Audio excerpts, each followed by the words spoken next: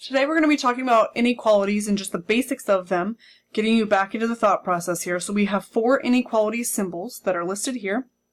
We need to know what each of those stands for and what they mean. So here, the first symbol that we have is going to be just less than.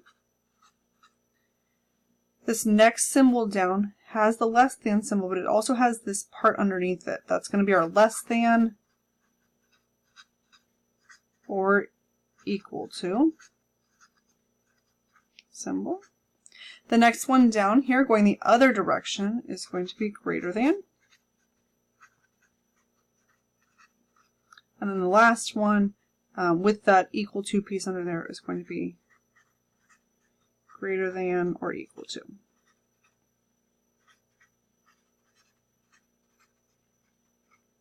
Okay, so it's just going to be important to keep track of which way those inequality symbols are facing and if it's got the equal to piece or not. Okay, so the first thing we're going to be doing is stating if each number is an actual solution to whatever inequality we have here. So we have 8 is greater than x. That's what it is. 8 is greater than x. So now when we're going to go through and look at that, we're going to plug these different numbers in for x and see if they're actually true. So if we plug in that, we have 8 is greater than 8. Is 8 greater than itself? No, it's not. Okay. If it had that equal to piece, that's where you're able to choose that number. You would say yes, but 8 is not greater than itself. If we plug in -3, is 8 greater than -3? Is 8 greater than -3? That is a true statement, so we say yes. And it's also something that if it helps you, you can draw a number line to look at these things and see where each of those numbers compares to the given number here, 8. Okay? So if we have x is greater than -3, and we've got some decimals, this is where it might be beneficial to draw that number line. So here would be -3, going this way would be -2, and over this way would be -4. Okay? So this is another thing that you can do. So we're asking ourselves, is -2.99 greater than -3? If we're at -2.99, we're going to be slightly to the right of this, which is actually bigger numbers, so we would answer yes here. If we're at -3.01, we want to know if that is greater than -3. -3.01 is slightly to the left of that, which means we would say no. Okay, so be very careful with negative numbers because that's where it could get tricky in terms of figuring out yes or no. If that means that you got to draw a number line to help you out, 100% do that. All right, let's refresh your memory with graphing inequalities. Okay, so we have x is greater than or equal to 3. So when we draw our number lines, we're going to draw a line here. You need 2 numbers on there, 0 and then the number they give you. 0 is coming before 3. Okay, if you wanted to, you could put all the numbers in between. It's up to you.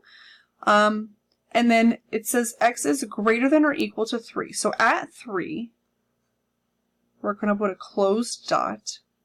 And we want to shade in the area where x is greater than, which means we want to shade to the right. So that's what our graph would look like for x is greater than or equal to 3.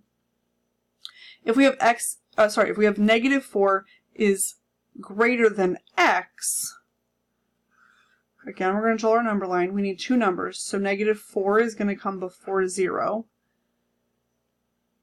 -4, this doesn't have an equal to sign, so we're going to put an open circle there. It says -4 is greater than x. Well, which way does that mean that we're going to draw our arrow? If we want -4 to be greater than any number we choose, that means it's going to go this direction. And a lot of times it could be beneficial to switch this around, which is allowed to happen. So if we switch the sides with the x and the -4, the inequality symbol still needs to face towards the original number that it was. So reading it this way, x is less than or -4 makes a lot more sense. Okay? So the question I have here is, why did we choose a closed circle on the left and an open circle on the right. So how do you know when to choose one? You're going to look for the equal to piece. So if it's less than or greater than, if it's just one of those two things, we're going to choose the open circle. Those values are not included. They do not make the inequality true. And if it's less than or equal to or greater than or equal to, that's when you're going to choose the closed circle. Those values would actually make the equation true because 3 is greater than or equal to itself. Okay? So that's a refresher on your graphs. The last thing that we're going to refresh on is actually solving inequalities and graphing them. So putting our solving equations stuff together along with this solving inequalities and graphing them. Okay? So we have 7 plus a is greater than -1. Our first job is to solve it. That means that we need to get the variable by itself. So if we're trying to get a by itself, we need to do what with this positive 7? It's positive, which means we need to use the opposite operation. So make sure you're using the opposite operation. That's the mistake that some of you have been making. That would give us a is greater than -8. Since a is by itself, now we're ready to draw our number line. Again, you need two numbers. The number that you came up with for your answer and 0. Since -8 is less than 0, we're going to put it to the left. It doesn't matter how big you make your number line, how much further to the left you make it, as long as we know that it's to the left. Alright, since it's a is greater than -8, we are going to put an open circle there.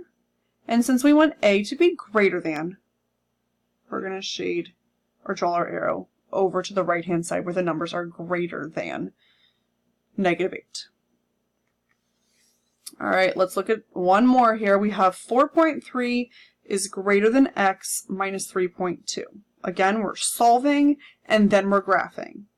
Well, to get x by itself, we need to add this 3.2, the inverse operation or the opposite operation. 4.3 plus 3.2 is 7.5. Okay. And we want to graph 7.5 is greater than x. If this confuses you, I'm going to suggest make it so that the variable is on the left.